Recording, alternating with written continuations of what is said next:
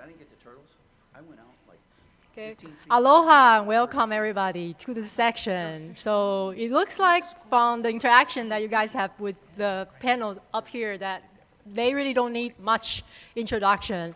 I hope that you guys are all here for the MOOCs and open education around the world. And we have Dr. Curtis Monk from Indiana University and Dr. Tom Sreeve from University of Georgia and two other distinguished guests here. As you can see, you're up for a great treat because they're very busy signing all those books, and they're going to, I suppose, give away to all of you or some of you or many of you. Maybe there's some kind of drawing competition going on, so you might have to pay attention to what they're going to be saying. Okay, so without further ado, welcome.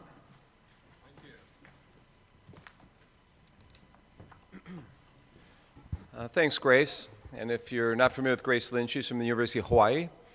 And my name's Kurt Bonk, and if you've read my book, The World is Open, it's really due to Grace's help that book even exists. So she was a big help there and a big help again today, helping run this conference and throughout the week. If you have questions about Hawaii and University of Hawaii, they actually have a get-together on Thursday afternoon late in the day with maybe some free drinks down in Kona. So talk to her about that. They're having a student recruitment session on Thursday afternoon. The University of Hawaii people are here for that. So that's one thing I just wanted to mention briefly.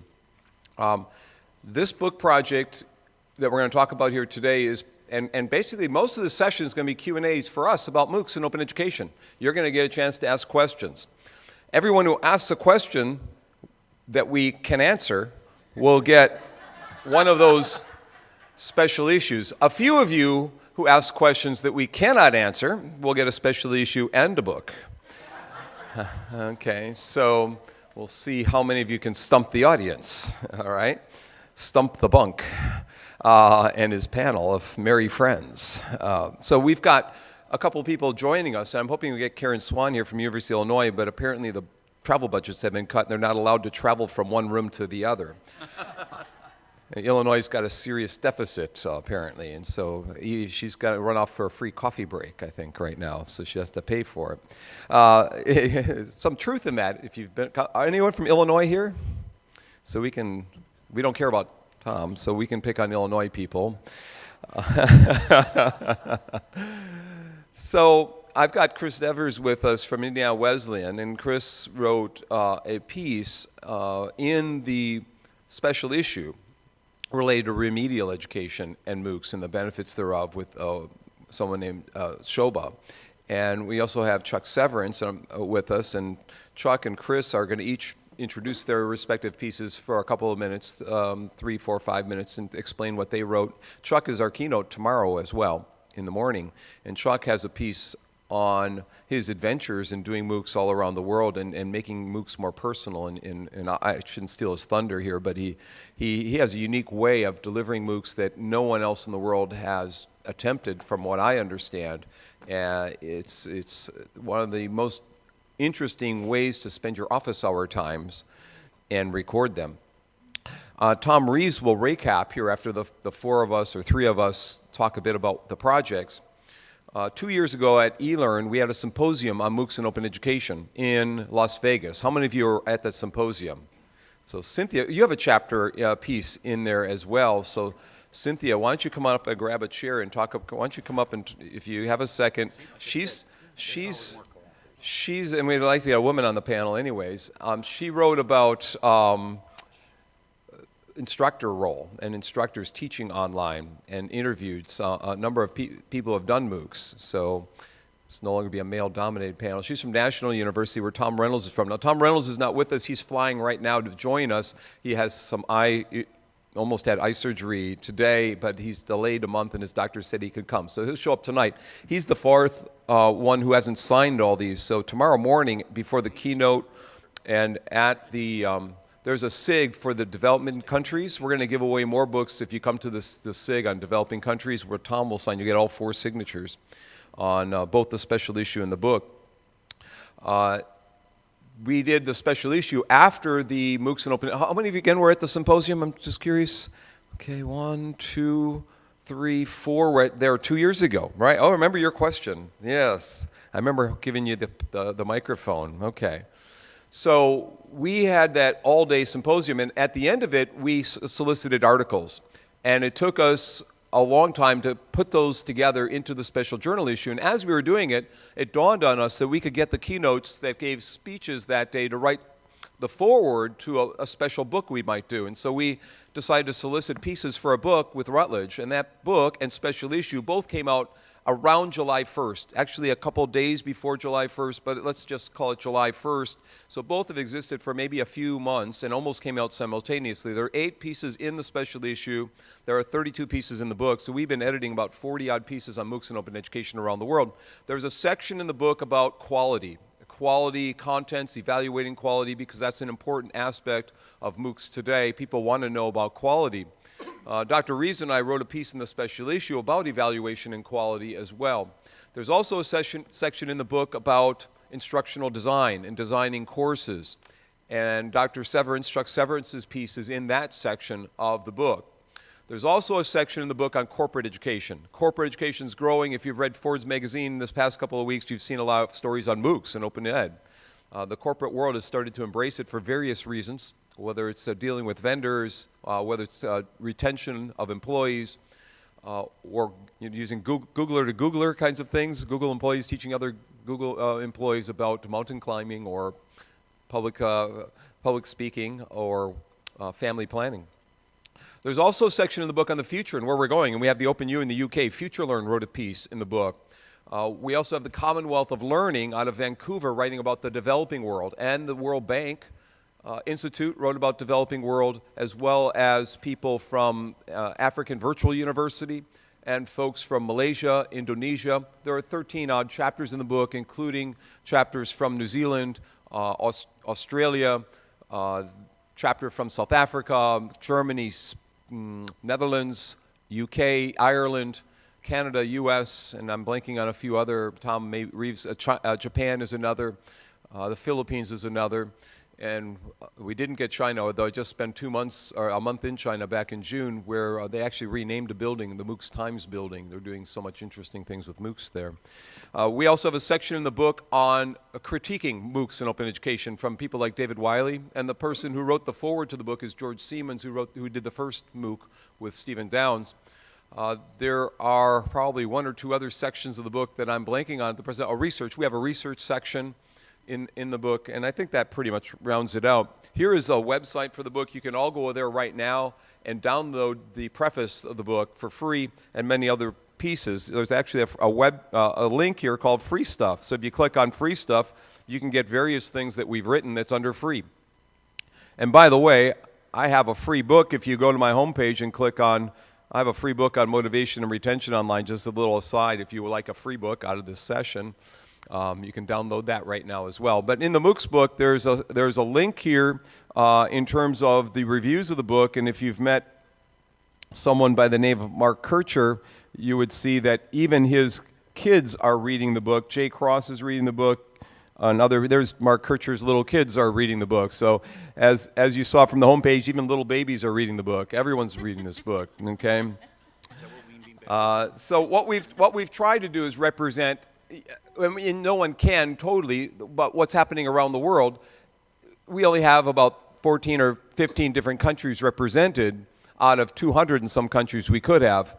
And keep in mind, we're about 50,000 words over budgeted or contract, and that's just to get a few more countries represented. We would love to have had 30 or 40 different countries in this particular volume, but we were getting our fingers chopped off as it was when we hit 50,000 words over. The other thing we tried to do in the book is to get to represent the issues a bit, whether our issues of pedagogy, issues of retention, which we discussed yesterday in our workshop. Dr. Reeves and I had a workshop on MOOCs and open education, issues of what's happening in the developing world, as we mentioned, whether or not MOOCs are helping the access issue that people have been talking about. Gender issues. There's a chapter on a feminist MOOC, which actually is called a DOCC, a Distributed Open Collaborative Course, where 7 female professors who are teaching the same course at different universities across the United States banded together to collaborate in a unique way in offering the same video contents, but having a different syllabus and different delivery mechanisms after that opening video that each class watched. So there are derivatives of MOOCs. Not everyone teaches and utilizes MOOCs in the same way. Some people are using MOOCs to flip their classrooms. Some people are utilizing MOOCs to supplement the gaps. Some people, like myself, are having students watch a MOOC while they take my class, and they basically get 2 classes at the same time. So there are different experiences today that are being offered via MOOCs, and different issues that are being raised within both the book and the special issue. In the special issue, we also have a piece on what's going on in China. Dr. Ke Zhang has a piece on China. We have a piece on, as we mentioned, on instructor roles and remedial education, as was mentioned there. We also have the research summary. Vicki Williams at University of Pennsylvania, or Penn State University, looked at what research has been done in the area of MOOCs and open education. And I'll let Tom recap what I forgot. There's a couple other pieces in the special issue, and Tom can flip through it and talk about that. So I'll end there on my part and turn it over to, maybe I should turn it over to Chuck Severance, because he has a chapter in the book. Then we'll go to Chris, and then we'll hear from our other panelists here who will talk about what they wrote for the special issue. So, Chuck, you want to give us a little sense of what you were working on? Yeah. So I'm Charles Severance from the University of Michigan. I teach in a School of Information. I teach programming to non-programmers and been doing that since 2007, and that's kind of the basis for all my MOOCs. I'm trying to get more people, every human on the planet, to understand gentle programming and technology in general. When Kurt asked me to participate in the book, the reason that I wanted to participate in this book is that I think we're in such early days of MOOCs, and so many people are sure that they know the answer to MOOCs, that I thought it'd be really great that 100 years from now we could look back and we could be, we would have this book that no one can change any words at this point in it, and we could look back at just how wrong we all were as we wrote these words in this book. And so I'm a big believer that this is just at the beginning, and it is dangerous to reach any conclusions. And so the chapter of the book is titled Learning About MOOCs by Talking to Students. And so there's lots of people in this building and lots of people in the field that are really big fans of big data. And truth is somehow, if you have 1 billion clicks on anything, then you have truth, and you don't actually have to look any further. And that truth is unassailable, because how can you argue with 1 billion lines of stuff that goes into a spreadsheet and turns into a pie chart? And I mean, you can't argue with 1 billion lines of data. And so I choose to completely ignore the 1 billion lines of data, because I know that you can form a question and to achieve whatever answer that you want, and 1 billion lines of data simply achieves what you set out to achieve. It's really rare that people who do big data analysis are surprised, and they don't validate their preconceived notions. And so it's really easy to validate preconceived notions in looking at data, because you're looking at it from the point of view of validating your preconceived notions. And so my approach to, but at the same time, as a teacher, you always want to be curious as to what you're doing right, what you're doing wrong, and why you're doing it, and especially in this new world of MOOCs. And so early on, back in 2012, I came up with the idea of, I didn't come up with the idea. Scott Clemmer, then of Stanford, now University, San Diego, something or other. Scott Clemmer came up with the idea of face-to-face office hours, and ended up, a bunch of people showed up. I'm like, that's a good idea. So I started doing it. And I just started doing it pretty much every city that I was in for the past 3.5 years. And I've done face-to-face office hours with anywhere from 1 student showing up to 30 students showing up. Korea, London, all over the place, right? Everywhere I go, I just like take an hour or 2 out and sit and meet with my students. And it's, I call what I'm doing the smallest of small data, right? It's the opposite of big data, where you just have a cup of coffee with a student and you ask them what they're thinking, why they're doing this, and they ask you what you're thinking and why they're doing it. And no one ever talks about the course. Everyone talks about MOOCs, right? What's a MOOC? Why are they doing it? Is there some dark underbelly of this thing? Who's gonna take my cheese away after I get to depend on this thing? And is there, what? And of course, some of those questions have answers, and some of them don't yet have answers. And what I found, and I talk about it in the chapter, what I found was that every country is different. Even subparts of countries, the difference between what people in New York City are feeling and what people in Miami are feeling, and how they see these MOOCs and how the MOOCs affect their lives, are very, very different. And the interesting thing is, as a teacher, I after all this data and talking to all these people from all these diverse cultures, ages, genders, et cetera, I actually haven't changed my teaching practice hardly at all. Because what I realize is ultimately my job is to create an educational experience that they're going to like blend with their world, and they're going to blend with their world in a different way. Whether they're already making six-figure income and they just want to prepare for the next promotion, or if they're a homeless person who has been kicked out of community college because they flunked a course and their federal aid is no longer there, or a person who's 50 years old and lost a lifelong job and is trying to retrain. And the answer is I don't exactly know how to handle each of those situations except by giving super flexible material that has very loose copyright, Creative Commons and all that stuff, to say, look, you find your way to make this useful for you, and I will give you all that. And then, to some degree, in the running of the course, you let the students construct their own world. And the students, in a sense, will bend that course. And the course is not a perfect thing. The course has flaws in it.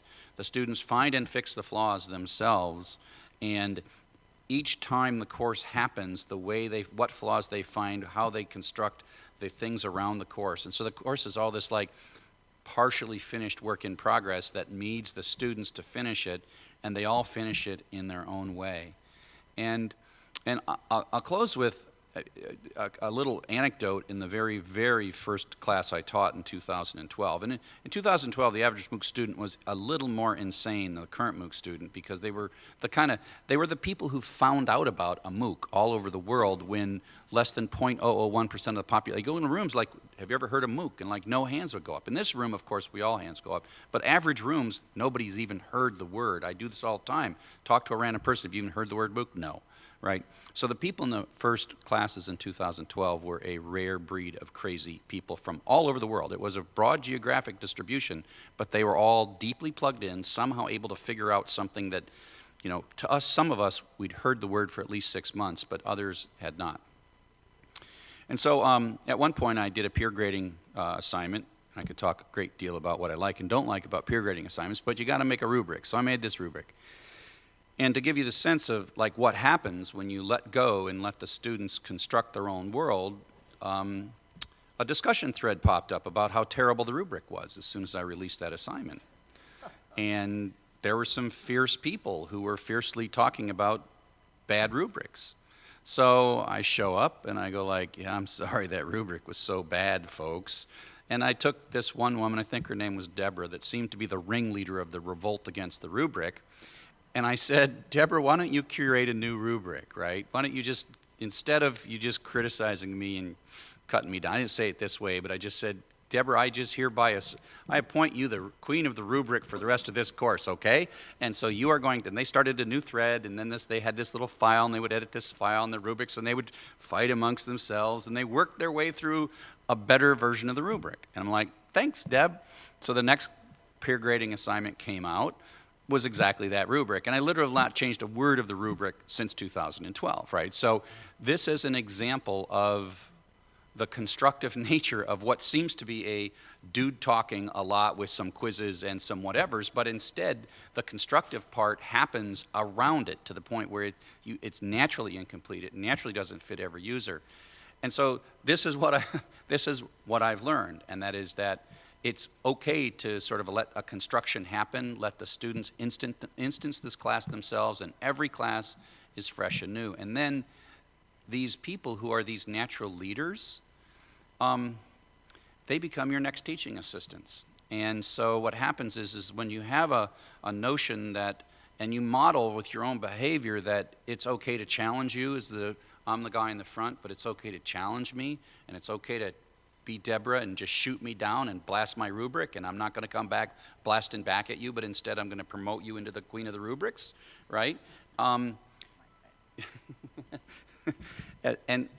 so what you find out is once you model that kind of behavior and you allow people to join the community and allow people to earn and assert leadership and you support that, then you create this crazy self-perpetuating creature that you could never create yourself. And so I've had teaching assistants now. I got like 8 or 9 of them, and they probably spend 20 hours a week on this class for 0 pay whatsoever. I mean, it's just amazing to me the kind of passion that they bring to this and how they, coming from within the course. And we try to take really good teachers to be teaching assistants in these courses, and they're great face-to-face, but they're terrible in this environment. And the only people that are successful in this environment are the people that were sort of forged in the environment. And so, for me, none of what I just got done saying can be captured in a billion clicks, right? None of it, it's all very personal, it's all very passionate, it's all very human to human. And yeah, we got this big gadget that runs on Amazon that lets us come together ultimately, but that gadget and that content and even the guy giving the lectures is a small part of it. And that's what I tried to kind of capture in and among all the other people that are sure they know what the answer to this is, that I'm just clueless and stumbling forward and barely able to figure anything out. Thanks, Chuck. Let's give Chuck a round of applause, actually. What he didn't tell you was how many MOOCs have you taught? What do you mean by how many? What mean how many? Do you mean students? Do you mean? No, how many MOOCs, how many courses? Well, I started with one on internet history, then I had another one called Programming for Everybody, and then I had 2 for a while, and now I have 6. How many I have completed 5 classes? 5 Python classes and 1 internet history class, and I've completed the Python class now. The internet history class ran 7 times, but then we turned it into self-paced, and then the Python class ran 5 times, and we turned that into self-paced. So you've done more than a dozen MOOCs. Well, I mean, it's really more of like 6 preps, basically. 6 preps. Okay. Taught probably 15, 20 times, but 6 preps. 15, 20 times. Wow. Yeah. So, and the internet history course, if you get a chance, peek in at that. There's some really cool video content that Chuck's been developing over time, and you might want to ask him about that, the video contents actually, and how he was able to develop. Because if you're going to develop a MOOC, you might be developing similar kinds of things, maybe not flying all the way to England to do your videotaping like he's going to be doing again coming up, right? You're going back to England to Yeah, we're going to have a Bletchley Park class reunion, basically. Because I claim that the history of the internet started at Bletchley Park during World War II. Imitation Game finally has got a movie, so everyone kind of understands this. But so yeah, I'd have to check. I think I got about 45 people coming to kind of like the class reunion that we're going to do on October 31st at Bletchley Park. So that's going to be like an office hours. That's a whole day long office hours, and we're going to all wander around Bletchley Park together for a whole day, and then have coffee at the end of the day. So that's like the office hour. That's like the victory lap of office hours. So if you get a chance, ask about that. He's uniquely done commencement. I've given a commencement speech in one of his courses once. I mean, Chuck's tried a lot of interesting avenues to engage his students that I haven't seen done elsewhere. And so, definitely we're honored to have him join us. I'm going to ask Chris and Cynthia just to give us maybe the abstract and maybe pull out 1 or 2, rather than summarizing the whole article, maybe just give us a piece of what you've talked about so people know what to ask you questions about in your special issue pieces. I'm going to thank Chuck with a special issue. Since you've not gotten a special issue, that's a signed one. Tom and I have signed that for you. So, Chris, you want to give us the kind of that overview of what you have? Sure. My name is Chris Devers, professor of education at Indiana Wesleyan, and I worked with Shoba Banrio, and the title of our article was Developing MOOCs to Narrow the College-Ready Gap. And really this started because Shoba teaches at community college, and she found that 60% of incoming community college students take remedial courses. And she teaches writing. And she found that the students really weren't remedial in their writing skills. They were basic writers, how she would describe it.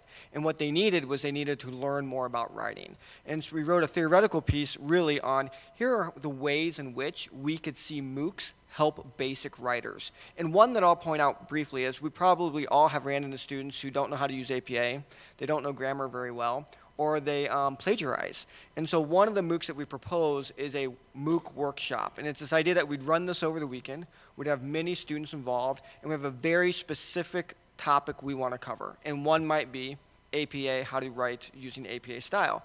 So that this isn't remedial writing, this is just helping our basic writers understand how to use APA style, and it's very targeted.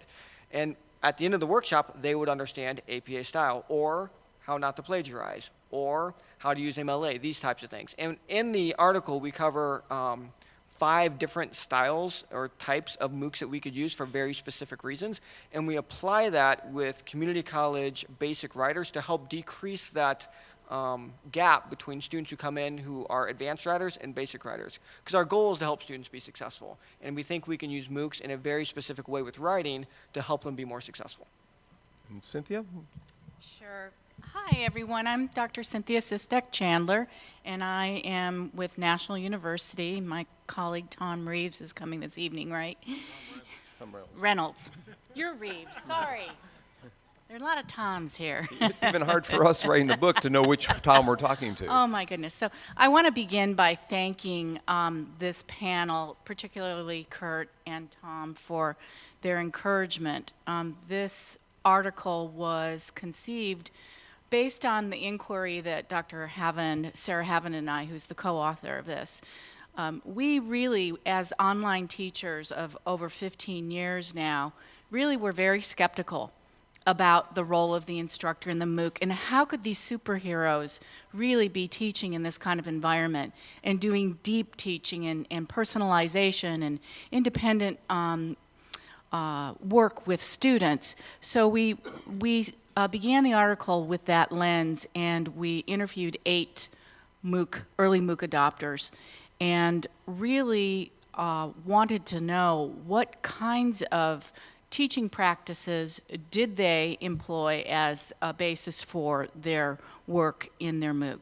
And it was, as a qualitative research study goes, we collected a lot of data, and we found that they really all fit into one category or another in terms of the kind of instructor role. And based on what we typically understand as an instructor role, these roles are very different, because some were, well, one of them we categorized as a rock star. One of the early adopters from a very large open university that I won't mention, but you can kind of guess who it is. 34,000 students, and how can you impact 34,000 students?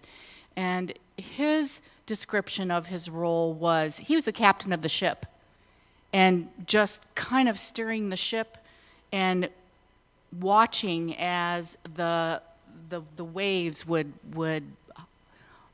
hold across the different aspects of what was happening. So he felt like he was really the one who was more of the guider of the ship captain rather than the actual instructor.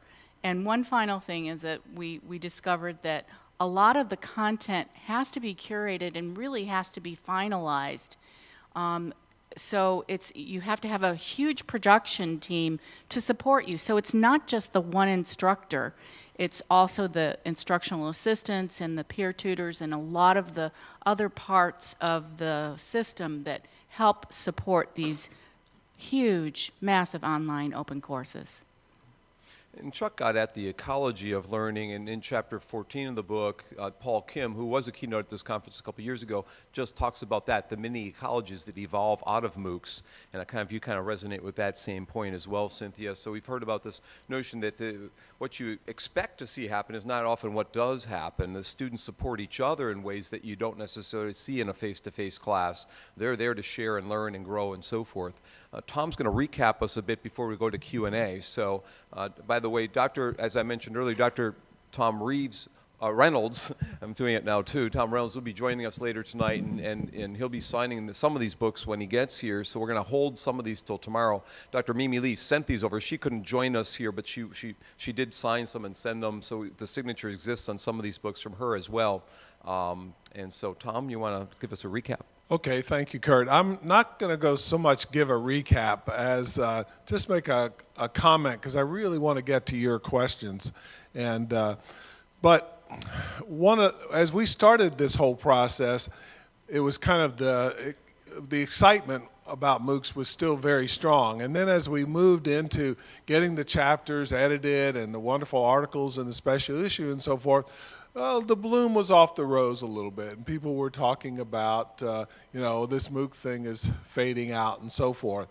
Well, I kind of feel that now the pendulum's swinging back the other way. And as Mark Twain once said, reports of my death are greatly exaggerated. I think reports of the demise of the MOOCs are greatly exaggerated as well. Just this morning, I Googled, in Google News, I looked what's going on in MOOCs. So one of the first articles I found was about a MOOC called Brain Chase that was run this summer for 2,000 elementary school kids between grades 2 and 6, and they had over a 50% completion rate. The whole idea was that rather than these kids suffer the summer lag that a lot of students have in elementary school, these kids, and this guy who's written the articles talk about his 2 9-year-old twins who were amongst the 50% completers of this 5-week MOOCs that were helping them in summer learning. Yes.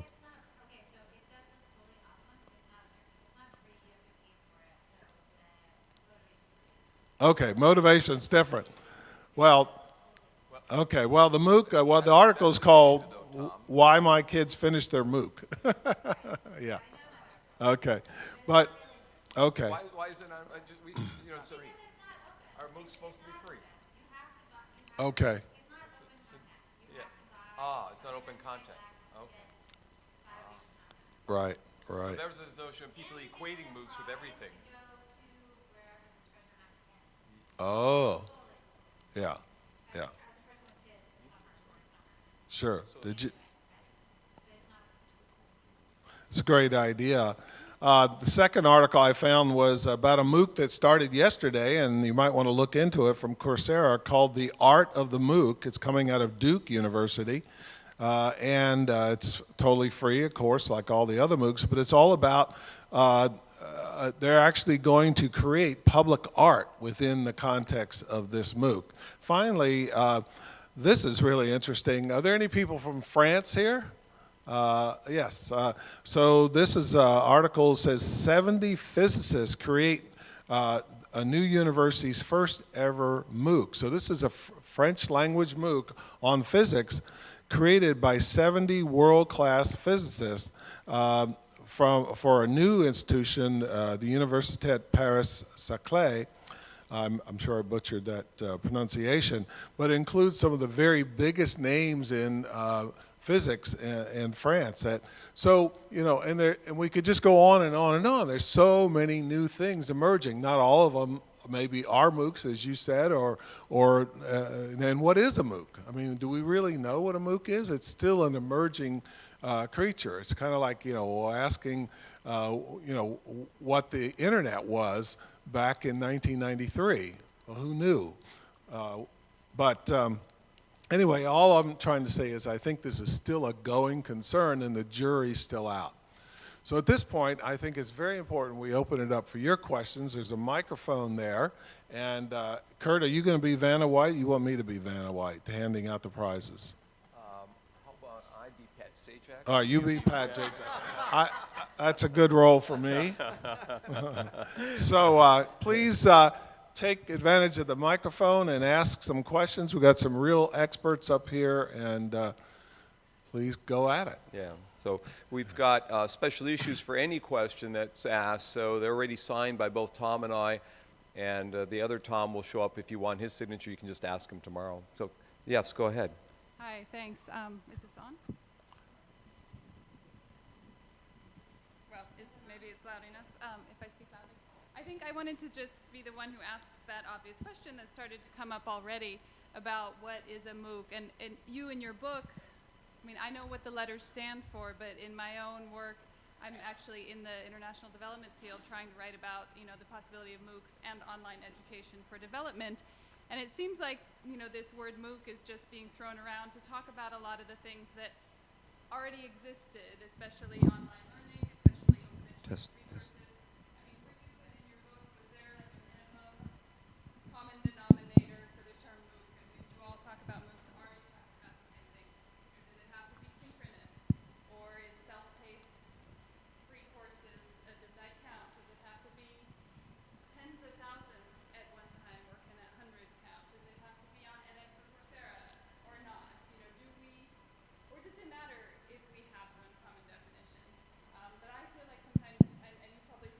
I think this works. Okay. You may feel this way too, Cynthia, that if you've been in online education for 10 years, to start seeing people talk about MOOCs as if it's something new and revolutionary when, we've had online learning around a long time. So giving it for free is something new now that there's a business model to do this. But sometimes I feel like maybe we're doing a disservice to all the great open universities and online education that have been around for years and years by suddenly talking about MOOCs as if it's revolutionary. But so I'd like your thoughts on, do we have a common denominator for what a MOOC is? Do we need one? Or can we just continue to use this acronym to describe anything new in the online learning space? Thanks. So I'll start off here. It sounds like you want a primer, and Tom Reeves and I and Tom Reynolds and Mimi and I have just written a primer for a book chapter for Dr. Bob Reiser's upcoming book on, he has a undergrad or a graduate school textbook on instructional design and technology.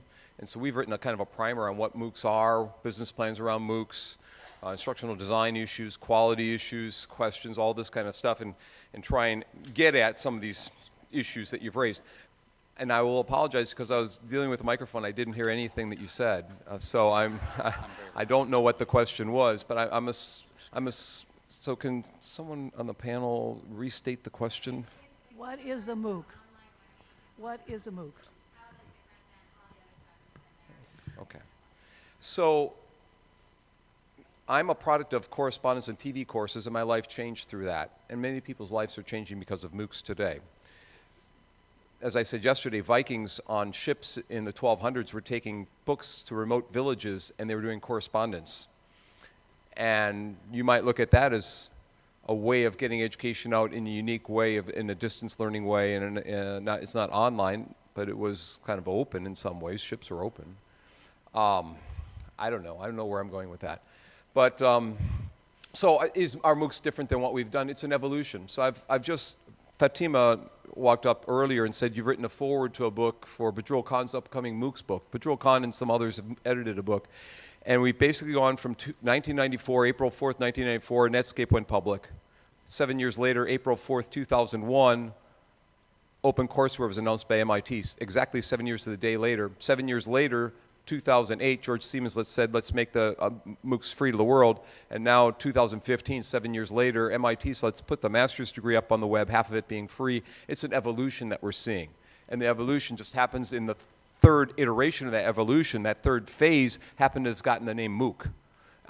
But we've been evolving in this well before that first announcement from Netscape in 1994. Well before that, we were doing online learning. The first course taught out of University of Toronto by folks, Star Roxanne Hiltz and Linda Harrison taught a course in the 1980s. Okay, so people are doing fully online learning back then, opening up courses in that way. And this has evolved into something that we're calling massive open online courses. But as I said, correspondence courses, Pony Express courses, and other things existed before that. This is just an evolution of things in some ways. And companies have evolved because they've monetized this. And Chuck can get at the monetization of some of the certificates and whatnot, which we talked about 2 nights ago. It's amazing how they've done this. I mean, so we do discuss business plan kinds of things in there. Does EDX and Coursera own the market on MOOCs? Of course not. You and I can do a MOOC tomorrow.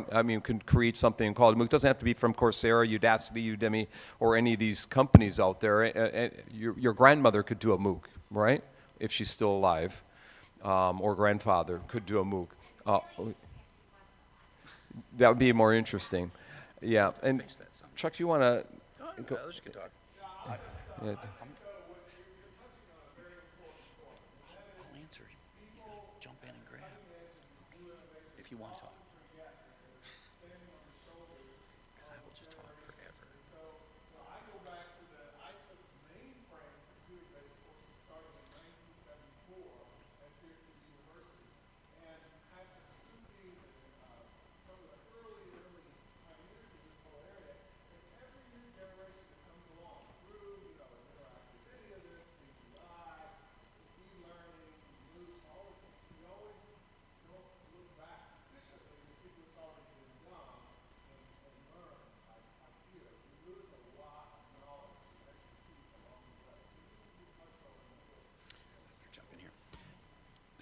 So let me jump in just a second. So I'll make two really short points. The first point is during 2012, 2013, there was a fierce battle, a civil war of MOOC definition, right? And there were two schools of thought, and they were at war with one another, and the war was not pretty. That was a pointless exercise. To me, the definition of the word MOOC, I would rather we just let anybody call themselves a MOOC that feels like it than try to define it. Because that very painful 2-year period where someone said, MOOC is TM me, I came up with the word, so you can't use it, and I get to define it, that was a pointless exercise. From where I sit, all MOOC means is the permission to take a risk and to do something differently, both from an individual and an organization. At my school, where I come from, it's a residential organization with the world's largest football stadium, right? And that's part of our pedagogy, is having a large football stadium. And the word MOOC gave us permission to teach online and give it away. And so for me, MOOC is just a way to give people permission, and organizations that house those people, to say, you know what, give that a try. And it's just a MOOC, so whatever, right? And so I think the expansive definition of MOOC is the thing that will move us forward best. But at the end of the day, there is no thing that we're trying to be, and if we debated it, it's just a waste of time. And if you'd like the primer we did on MOOCs, I'm happy to send that to you. And also the 7-year article is up at the website, Scratching the 7-Year Itch. Perhaps it's time to MOOC on, is the title of that article. Maybe it's time to MOOC on. So we should go to question number 2. Mine is actually related. Chuck, you suggested that anyone should be able to use it and the broadest definition is reasonable. But in fact, that's kind of a cop-out. I think we actually do need to begin to differentiate the truly open access from the people who are making very commercial claims and charging a lot of money and building business models. And I think we will lose a lot if we don't emphasize the openness of MOOCs. And I think that was a point that was made earlier when you pointed out that a course was not free, and does this fall into that category? My question is, do we need not to differentiate MOOCs, but maybe some new terms that better explain to the world that all these things aren't the same, and if you go to certain companies, you're going to pay big bucks. And if you go other places, you may be able to do open education. And if you go other places, people are offering, little short training courses, while universities are still thinking 16 weeks, right? Or 14 weeks, or whatever your university uses. So as someone who actually is interested in the history of the world, I used to be an archaeologist looking way back at technologies. I do believe that when something's kind of new, it has to develop. But I also think there's a point where we have to sort of say, now we kind of need to move to the next phase. So my question is, are we ready to start thinking about that next phase that helps sort of the public understand it better? I know that's a tough question. Tom, give her a special issue. Anyone on the panel would like to? I was ready to talk. Go ahead. Yeah. I think that, like Chuck said, the classification of the MOOC is not as important as what happens. And what happens in a MOOC is, from the instructor role perspective, is that almost anything can happen. And when you talk to Paul Kim, he is absolutely convinced that this is the best way to deliver curriculum and content, because it's not only open, it's a global open opportunity for people to contribute and to make those connections that they have not made in the past. So from the constructivist nature, yeah, a lot can happen. But the classification system, especially looking at K-12 education, is a mini MOOC, a MOOC, with 500 teachers who possibly dropped out halfway along the way. So I think it's looking at the classification systems, but more looking at the overarching question of what it's supposed to solve as part of the instructional pedagogy. Is this session being recorded? No. No. Grace is probably recording it, though. We can No? trust Okay. Grace. So that way I can use specifics that I might not use had this session been recorded, okay? I tweeted it. So, So in early September, Coursera rolled out like 30 new specializations, pretty much tripled the size of their catalog. And we spent the summer all working in secret, building these new secret things to go, blow edX out of the water, blah, blah, blah, blah, blah, blah. And going to the definition of the MOOC, do MOOCs have to be free? Turns out that's almost pointless by the time it's all said and done, because what if a vendor redesigns a website to hide the free link so badly and so deeply and so confusing that only the most expert of users who are patient will ever find the free link?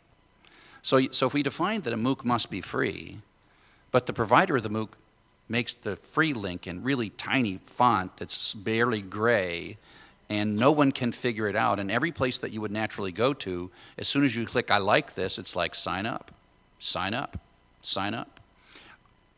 There's like a bar across the top of the old system where teachers could put links to various things. Turns out we're not allowed to have a bar across the new system. And they're like, oh, well, our designers decided that that's not a good idea. But it turns out there is a use for the bar across the new system. It is to continuously annoy the students to sign up and pay for said course. And so this is where fighting about the definition and like having we can sit in this room and we can like say, call bull blank and say, okay, that's kind of crappy, right? Yes, it's free technically, but you have just gerrymandered the user interface so badly that it's hard to imagine. So the answer is the market's going to sort this out, right? Whether Coursera made a good or a bad decision, hiding the free thing and blasting the non-free, will they lose people? Yes, they will. Will they make more money? Probably.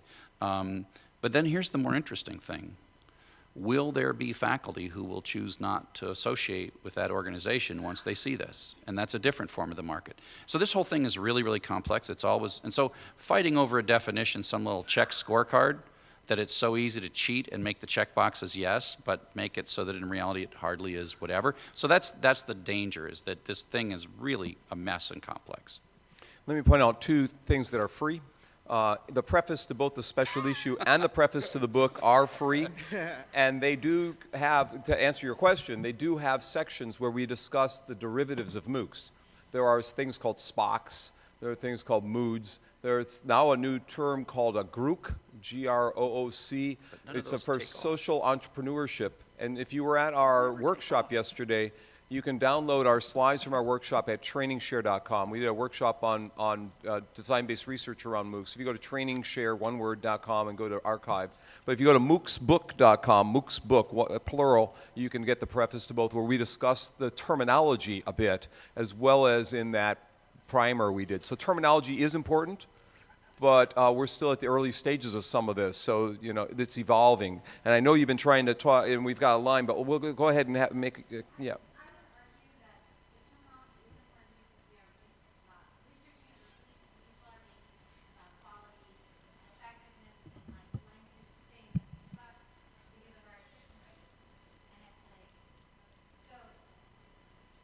So I'm going to It'd be comment. nice. It'd be nice. Yeah. Which is a good segue into my question. Okay. Talking about attrition rates, a lot is said about attrition rates, but Chuck especially said that he sits down and talks to students about what they want. There's got to be a lot of students that don't give a crap whether they finish the MOOC or not. That's not what they're there for. So what are some other ways that we can evaluate the success or the effectiveness of a MOOC other than just always focusing on whether they finish the MOOC or not? Because they're probably getting something out of it. So what are ways that we can get at that information to show that, well, completing isn't the only way to look at things? So can I comment on that? Sure. So some of Kurt's research, I'll mention, highlights that. I think he got a whole bunch of research from MIT and Harvard, and he found that students drop the course once they learn what they want to learn. And so I've always had this idea of calling it a MOO, Massively Open Online Opportunities. And I think it'd be really interesting to write an article on that and highlight that students, for the most part, probably take the course to learn what they want to learn, and that's it. There are probably a few motivated who finish all the way through, and I think maybe we should think about these as learning opportunities instead of what we think in the academic world as traditional 14, 16-week courses, but maybe more as an opportunity. So I think reevaluating that and coming up with ways to build in assessment as they go. Why did you drop the course? I learned what I wanted to learn, and it helped me do this, I think is one way we could look into that. Both the University of Edinburgh and now more recently UPenn. UPenn has an article in the last 2 weeks about educational opportunities that you got from the MOOC, as well as career-related things that you got from the MOOC. So MOOC for most people was not about a course, it was about changing their career. It was about changing your interest areas, looking at new things. It was about getting promoted in your job, gaining skills to keep your job, getting new interests so that you maybe enter a university after taking a few MOOCs to go back to school. So they're transitionary things. They fill in the gaps in for some people, they fill in the gaps in your undergraduate instruction or in your master's degree instruction, or they push you into new territory that you hadn't discovered. It's not about the course per se, it's about the content that fits in the gaps, that changes your life, and life change to me is the most important thing we should be looking at in terms of MOOCs, not engagement in the MOOC and who dropped out of a MOOC. That's almost unimportant. Now, Dr. Reeves' area is evaluation, so I imagine he has a comment on this. You want to hand him the microphone?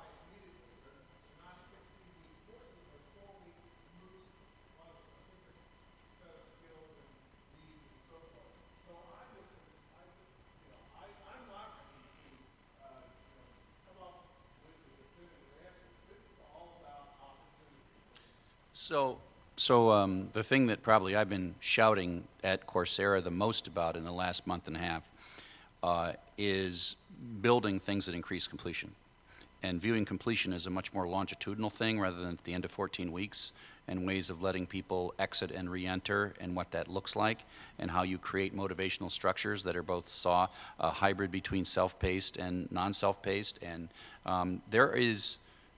we have no idea. Right now, if you think that the answer's out, that this 14-week thing and with a 5% completion rate, and that's the truth and that's the future, the answer is no. Every week somebody's changing something. Every week someone's changing that. And what we're going to need to start doing is, instead of like a 14-week survey that creates this like exponential dropping curve over and over and over and over again, instead look at the 2-year performance of a person, how they leave and come back and leave and come back, and how we can create structures that let them leave and come back. And so I think that that's important. I think there are things that are going up and up and up. The numbers that I'm seeing now in my initial returns on Coursera are far better completion rates than I was seeing in 2012, probably twice as much, but perhaps that's different. People are coming in, but it's not done yet, and let's not sort of write the paper, put it in a dusty journal, and then declare that truth has been discovered. And the answer is no. Everything until September 1st, throw it all out. Let's start over and think about it again. We got 4 questions left and about 5 minutes left, so we'll try and do these in a 1 minute, 1 minute, 1 minute, 1 minute. Can you give us a succinct question for the panel? This is a model question. I teach at a community and technical college and coordinate our Open Education Resources project. So the free part or maybe minimal printing costs is very important to me. I'm also teaching students that are going to need the transcript, the piece of paper for the job. So we've identified some courses that we want to try. Offer it as a MOOC. If you complete it and want it and need it on your transcript, then you pay for the credits. Has anyone tried that model? Does it work? Am I stepping into a landmine? Is this a good idea? Is there potential? I think you're on the frontier right now, and I encourage you to keep doing that. I actually think that that's what you're doing is probably more valuable ultimately in the long range view than say what I'm doing with my big blue and gold logo worldwide, whatever. Because I think you're going to touch more lives and actually advance their lives across some kind of an interesting boundary. And the OER movement in community colleges is getting super exciting. And what's super exciting about that is I went to a meeting at Lansing Community College, and the room was full of teachers, right? It wasn't full of experts, and it wasn't full of people who've been researching. It was full of teachers, and the energy was very, very great. And so community colleges, I really think that if I was a community college president, which maybe someday I dream to actually be, I would be pushing MOOCs in my community college in particular to give all of your students multiple pathways to enter, multiple chances to fail with low cost to you, so you're saving a lot of money and giving them many, many ways in. And I think that in your community college, you can't just take a Harvard MOOC and say, oh, go take the Harvard MOOC. I think you got to take my MOOC, which is Open Educational Resources, you got to hack and slash it and turn it into your MOOC, and then give your students, and then have your people be the faces rather than me be the face, because you're the one that's going to touch that person's lives. So please don't underestimate the importance of what you're doing. Okay, great. The next person. Hello, to introduce myself, I'm Ruth de Villiers from South Africa. I figure if you dug a hole in the world and went right through, you would come out where I live. That's how far away we are. Same either way, 12 hours difference. I am from the University of South Africa, one of the world's largest distance teaching institutions. Okay, but my question is very basic. That is, if you are an educator, a teacher, an instructor, whatever you want to call it, and you're looking for a MOOC to support your course, could be high school chemistry, could be university computer programming. How do you start? Is there some sort of a portal? Is there metadata so that you can efficiently find those invisible links that were mentioned just now and say, okay, I've got a course. My course is here. The students are examined on the content, but how can I get supplementary MOOCs? How can I choose them? Okay, so a couple things. In the book, we have a chapter from South Africa, from Cape Town, but by the way. There's a website called MOOCs Link. MOOCs Link is a website where you can look up MOOCs. There's another website called Class Central, and chapter 15 individual in the MOOCs book, Charlie Chung, is the founder of the Class Central website. So Class Central, MOOCs Link. There's the Open Culture website from Stanford, which lists MOOCs and open education. And then finally, you can go to Coursera itself, you can go to EDX itself, you can go to any of the MOOC vendors and find the courses that they're offering. But Class Central indexes MOOCs across the sites. I was in China in June, and they were trying to create a website in China to index MOOCs there as well, in particular to help people in Asia. And I'm blanking on the name that they were using down in Shenzhen, but they'll be coming out with this in the next month or two as well. So Class Central, MOOCs list, Open Culture are among those. And if you don't remember the names, just write me an email and I'll send you that. Thank you. Tom. Since we're in 1 minute territory, quick question. Are there folks on the panel who can say what you've done in your own MOOCs to make them accessible to learners across the ability spectrum? And conversely, is there anyone on the panel who can't answer that question? Did you get the question? Yeah, I mean, you pretty much in Coursera, you have to do that, right? I mean, you've got to provide all this information. I mean, Coursera feels like it is their legal responsibility to make material accessible across the spectrum. And so to the extent that we can do it, you know, we do our best. So you know, they're all closed captioned, they're all translated, their slides are always available, et cetera, et cetera, et cetera. So, I mean, we're trying. I'm sure you're going to say we haven't done a good job.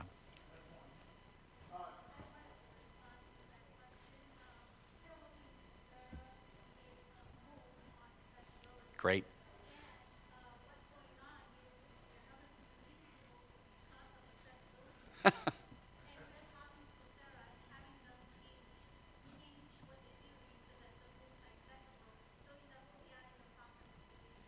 So find the lady in the purple and green flowers here. Stand up. And she's doing the MOOC on accessibility. For those of you in the back who didn't hear it, there's also another MOOC called WAMO, Web Accessibility MOOC online. So I also didn't hear anybody from the panel who doesn't have a good answer on that one. Chuck, very well Tom, done. we do need to hand him one of those. Oh, And you get the bent one. so you get the bent one for asking us a tough question. Special I would also edition like to thank Cynthia on the panel. She's never gotten a copy of the book, and I want to thank you with the book. And Fatima for helping answer the question. I also have one of each for you because I know you're teaching a MOOC on how to teach online, and that might come in handy. Ask us the last question. So, does the last person get 2 books as well? What was that? I missed that. So, I'm Okay, so we have about 10 or 15 of the special issues left to give. I'm holding some for tomorrow. So the first 10 or 12 people who come up and want a special issue, I have them saved for you. Ellen, I've got something for you up here as well. I want to thank the panel and thought that was your question. Go ahead, ask your question. Okay. 2 books without the question. Okay. Where are you from? Very good. I'm from the University of Auckland, and I'll be there in April. Our institution is experimenting with MOOCs, and at the moment, our critical thinking MOOC is in its 3rd week. And we are really fascinated by the people who have signed up for that MOOC. We've got 84-year-olds, 72-year-olds, all these people, and there's amazing stuff happening there. But my question is, we have got excellent resources created for this MOOC. How can we leverage that in an actual course at the university? Because the instructors have never taught online, and this is their foray into online learning, and they're finding it really exciting. But they want to bring that back into their face-to-face classroom and offer their course in a more blended mode. So what are your thoughts on that? How can we use the MOOC experience and the resources that we've created for the MOOC to kind of provide a better learning experience on campus? I'm doing that right now in my classes. And what I'm doing is I'm saying to the students, if you participate in a MOOC and write a reflection paper the same length as the other reflection papers I've assigned, you can substitute. If you've participated in a MOOC that relates to my class, and here are 20 possible MOOCs you could take this semester on. I'm teaching learning theories. Here's a learning theory course from Harvard. Here's a learning theory course from UPenn. Here's a learning theory course from University of Auckland. They're offering a little different spin on the same content than what I'm offering, and I'm basically having them take 2 courses at the same time and can only get credit for one. They're going to get an A, B, C, or D in my class, and basically taking 2 classes. They're doing more work than my students have ever done in the past. If they do the entire course and complete it and get a certificate of completion, they can substitute their final assignment for that. So they have options based on how much they do within the MOOC. That's one way. You could also have them do a critiquing the content in the MOOC compared to the content in the face-to-face course, a comparison and contrast chart, or whatever you wanted to do, a debate, maybe even have them do some kind of review, kind of like an Amazon.com book review. You could do reviews of MOOCs. There's a couple websites where you can review MOOCs. And what I do with my class is if they've done a book review, they get a couple bonus points for doing a book review. If they do a MOOC review, you might, I forget the name of the MOOCs. What? Course Talk. Course Talk is one, right. I've seen Course Talk. Rate My Course, I think, is another one. There's a couple of these, they have catchy names to them, so you can rate. So those are 2 ideas of how you can use MOOC content to get students. Now, flipping the class is a 3rd idea. Having students watch the video of the MOOC instead of watching your lecture, come to class and do discussion and debate around it. Chuck and Chris and Cynthia might have alternative Yeah, I just ideas. have a quick comment because of time. Remember when Chuck mentioned he wrote a rubric, they used it, thought it was terrible, and then it one evolved? I think go out and ask your students. Ask them where things would fit in well and how it would, to help it evolve from the bottom up, to really maybe create an environment like Chuck did where now he hasn't touched that rubric, it was very successful. And that's really hard to do and complicated, but I think it's probably a good direction to at least consider. So I do this a lot, and I do it actually both ways, right? I use my on-campus students as guinea pigs to test the thing I'm going to do in my next MOOC, and I use the MOOC students as guinea pigs to test the thing I'm going to do on my students. And flipping the classroom, frankly, is like the least valuable thing. What I find that is I tend to end up doing when I really am thinking deeply about how to influence my on-campus education is I tend to build everything outside the MOOC platform and don't do like too much authoring in the MOOC platform. So all the videos are on YouTube in addition to being in the MOOC platform. All the material is in web pages in addition to this. and the slides are in Google Docs, and to the point where all my clever assessments use learning tools interoperability. I don't actually use proprietary stuff inside Coursera to build clever auto-graded online assessments. I use learning tools interoperability, and I plug them in, and then I can plug that into my on-campus Sakai if I want to. And so I tend to compromise and perhaps and make it so that everything that I possibly can do is not in the MOOC platform, but out of it and pointed to in the MOOC platform, and so I don't have to re-author. And then I can just take the exact same auto-graded assessment and use it in my on-campus class by just pointing two things to the same thing. And it's a little harder, and you actually need sort of technology people in addition to like instructional designers who can click and point and make it all pretty and all this stuff. But the more you do that inside their platforms, the harder it is. And then the last thing that sort of is a follow-on to the previous person's question, edX is, I don't know when they're going to do this, or when it's going to be really done. They're talking about it a lot. Is really trying to make everything in edX accessible through learning tools interoperability, so you could take the pieces and refactor them and really actually host the content in edX, host the quiz in edX, and take an edX quiz and plug it into your local campus learning management system, as long as it does LTI. And then you don't have to like pull everything completely out, because you can author it in edX. Coursera, I don't think, has any plans for that, but edX hasn't done it. They haven't delivered it. I haven't seen it working, but they're certainly talking about it. And so that to me is exciting, the notion of reuse on a more granular way, rather than like take the whole course, but instead take this little page or this little lecture or this little thing. And when that works, then that's a powerful, powerful, empowering thing to let you move that stuff back and forth.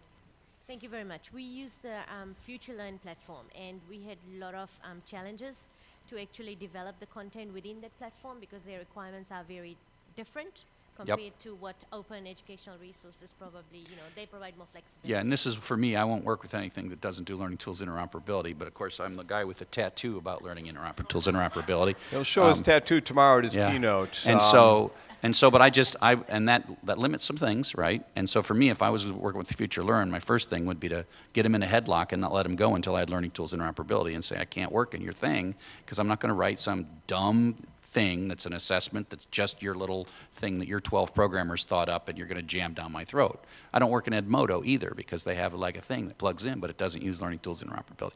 And the key is my time is too valuable to have to reauthor everything every time I move across some boundary that I'm going to move. I want to move easily and seamlessly back and forth. I want to thank the panel again. Can you give them all a round of applause? And the lady from New Zealand, from Auckland, if you could grab my card and give me a card, I'll be there in a few months. I've got 15 or 13, I think, special issues sitting there, and my card. If you don't get a book, send me an email, and I'll try and send you one. I've got a couple extra special issues in my hand. If the stack's empty, I've got 2 more in my hand, and I've also got something for my former students who are sitting in the audience up here, and for Ellen. Again, I want to say thank you for coming to this session. It's been a long journey to get to this point. It's not easy doing the one. We could have had a whole session on writing and working with publishers, let me tell you. I can tell you many stories. Some people go to lunch with us, and I can tell you stories about publishing if you want to hear it. Again, thanks, and we'll see you at the conference.